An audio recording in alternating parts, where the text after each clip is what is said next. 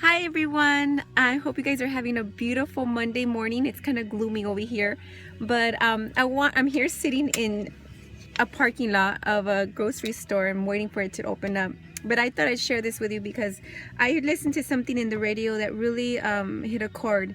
And it was about this lady that was talking and sharing how she had been a drug addict for several years, and that her father had stopped talking to her for 4 years, and that actually stopped talking to her for more than 4 years, stopped talking to her the moment she started to become an addict. And she said that for 4 years she had been clean, and she had a chance to go and visit her family after being gone from her home for 15 years, and she went to go talk to her father, and she was so, before her father passed away, he was able to see her clean and like his daughter, restored. And she made a comment at the end that said, and if it wasn't for God, this wouldn't be possible. If God could do this for me, he could do this for anybody. And I started thinking, wow, that's really bold, because in the time that we live right now, God is just something that is such abstract. God could be anything to anybody. There's really no name. If you think about it, God, it's not a name. It's just like you're a human being, but you have a name. Do we know the name of God?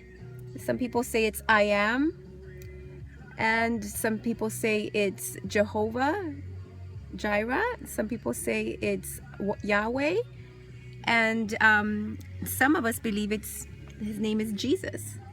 And it's very controversial to say this. And I guess what I'm trying to say is that, what does it have to do with Everfruit with Gabby? What does it have to do with wellness? Well, wellness is so much more than just what you put in your mouth and this body, because you have something more. It's not just this physical body. You have something more, and you know that you are more than that. We're not just animals. Somebody once said that there's no God. There's no such thing. An atheist would say there's no God.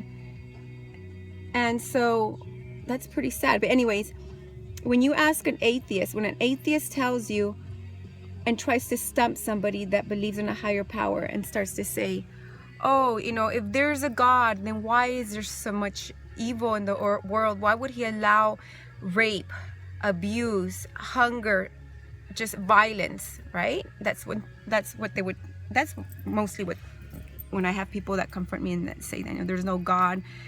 When there's pain, how can there be a God? But really, in reality, somebody that doesn't believe in God, well, there's no good or bad. There isn't. It's just survival of the fittest. That's all there is. I'm gonna jump on you because I can, and because I'm only concerned with my selfish ambition. I'm gonna go into a theater and I'm gonna shoot everybody because that's how I feel. I feel like I want to shoot everybody, and that's my selfish need. So it's survival of the fittest. There isn't no good or bad if you don't believe in God. All of us have the capability of doing really evil and bad. We're all born with that innate instinct, animal instinct, to do evil.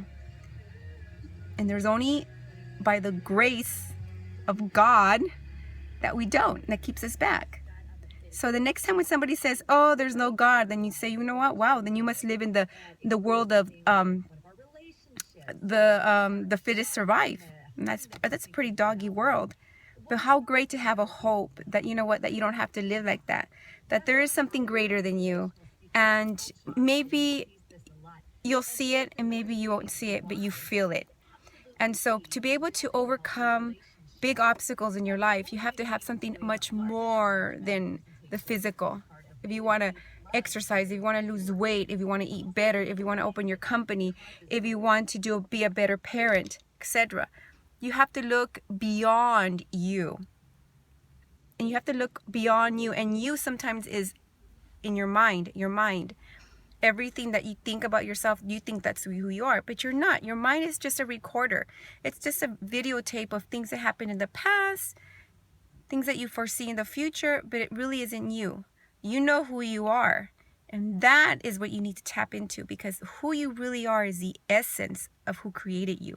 And if you think about that, the essence of who created you is the same essence that created everything that's around you. How powerful is that? So you have that same power of that essence that created you. Use it, believe it, and do it. Eat more vegetables. Bye.